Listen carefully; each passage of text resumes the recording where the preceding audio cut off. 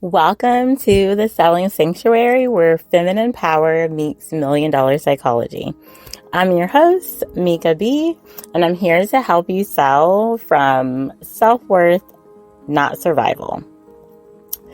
We're going to do a continuation of episode 1, where we talked about the masculine traditional sales strategies and how they cause dysregulation in women's nervous system.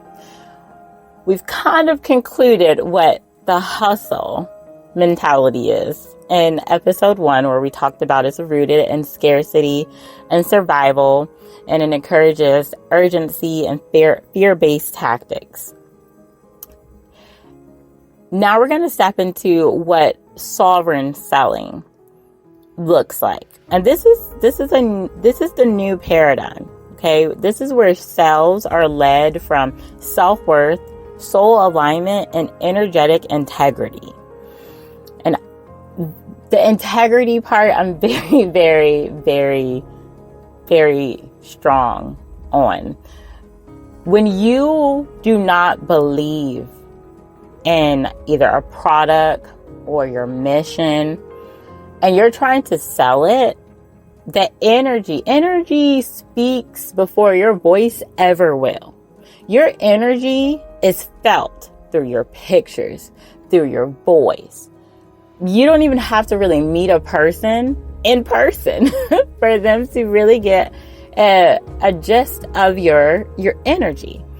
So that's why I'm very, very big into nervous system regulation, journaling, and being in alignment so that the energy you're giving off is joyous energy, it's passion, it's creativity, it's enthusiasm, because those are what sell. When you feel pressured and you feel like you're in survival, you're just caging up, you're just caging up your sales, you're caging up your prosperity, you're caging up, all the monetization, I would say, resources and ways that you can bring more money to yourself. So maybe monetization tools would be a better word. But when you are really in like a scarcity mindset or energy because of the traditional sales strategies that you've learned, it's going to put you in a bind. It's going to put you in lack. So this is why we're going to actually start talking about being rooted in safety and self-trust. The motto is going to be, the right clients are magnetized to me when I am regulated and resonant. Now the first part, safety. Now I know I always tell y'all, right? If you journal, the prompt I want you to ask yourself tonight. And the reason I always say tonight is because that's nighttime is like your brain starts going from beta to alpha to theta. And it's so much easier for your subconscious mind to be impressed. So that's why I say, like, journal right before you go to bed when you're sleepy, and when you wake up and you're still sleepy. That's the best time to do like your mirror affirmations or just written affirmations. I would do those and your journaling or scripting at nighttime. So safety. What does it mean for you to be safe? Like, what does safety even mean for you? And that's important, because sometimes we have different definitions of safety. My definition of safety could be that I'm always taken care of and provided for, and I don't have, worries. I don't have a reason to worry because I know that I am divinely protected and guided and provided for. Whereas someone else might have a definition of safe, meaning that they just live in a good environment. And that might not actually mean that they're even in a home where they have love and affection and really like that unconditional love at that, and empathy. They could just be saying that I am safe when I live in a good neighborhood and people aren't running up and through my house. Some people can say safety for them is being in a loving, romantic, affectionate, household, if they're married or if they're younger and still living with parents, or whatever the scenario is why I was living with parents, because it doesn't necessarily mean younger in this day and time. It's where the love is reciprocated and there's mutual respect. You know what I'm saying? So everybody has a different definition of safety. I want you to become consciously aware of what your definition of safety is. So it would be writing down, what does safety mean to me?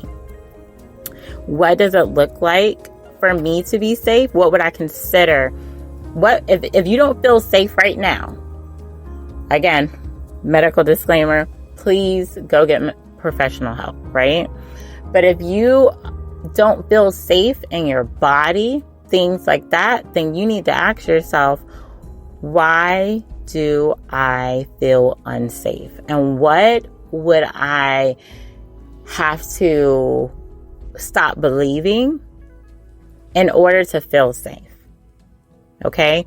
And then another thing is self-trust. Do you trust yourself? If that answer is no when you journal, it's going to be, why don't I trust myself? Is it past, decisions that you've made? Because I really want to emphasize the importance of self-forgiveness, okay? The journey to money and prosperity and abundance are tied to forgiveness. They're tied to forgiveness. But a lot of times we think external, forgiving other people. But we need to forgive ourselves so that we can actually start building a relationship with ourselves so that we can trust ourselves. Because when you can make decisions and you have the confidence, you have confidence in your source, whether, it's God, Allah, or when you have confidence in yourself, right? It is, what do they say? Faith. The faith the size of a mustard seed. Faith is interchangeable with confidence. When you have the confidence the size of a mustard seed, you could say, to this mountain be ye moved. Right? So remember that this journey to changing your entire relationship with wealth and abundance and prosperity, specifically through sales, it's a lot of inner work. And when you do the inner work, the outer work is it's just going to flow. The customers, the clients are just going to flow. If you go door-to-door sales, people will always be home. And the right people will be home. And you'll be sent to the right neighborhoods. Because it's all alignment. If you're a real estate agent, the right people, the right clients will get word of mouth to hear about you. Or they'll be in the right salon at the right time. That maybe you're there and y'all strike up a conversation. If you are a coach, maybe you'll be in the right coffee shop and a client will just be like, hey, I really like your energy or whatever. Your nails are pretty today. Y'all strike up conversation. That's how aligned sales works.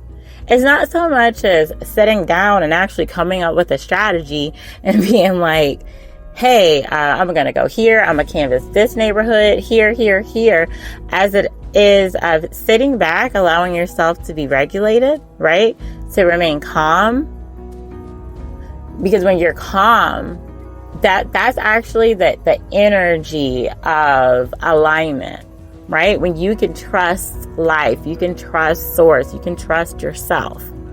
So for this episode, I want you to really, really hone in on those energetic, I would say, core concepts of being rooted in safety and being rooted in self-trust. And the right clients are magnetized to you when you're regulated and resident. All right. And we'll go on to episode 3 to go a little further in depth. But until then, my friends, happy selling and sharing.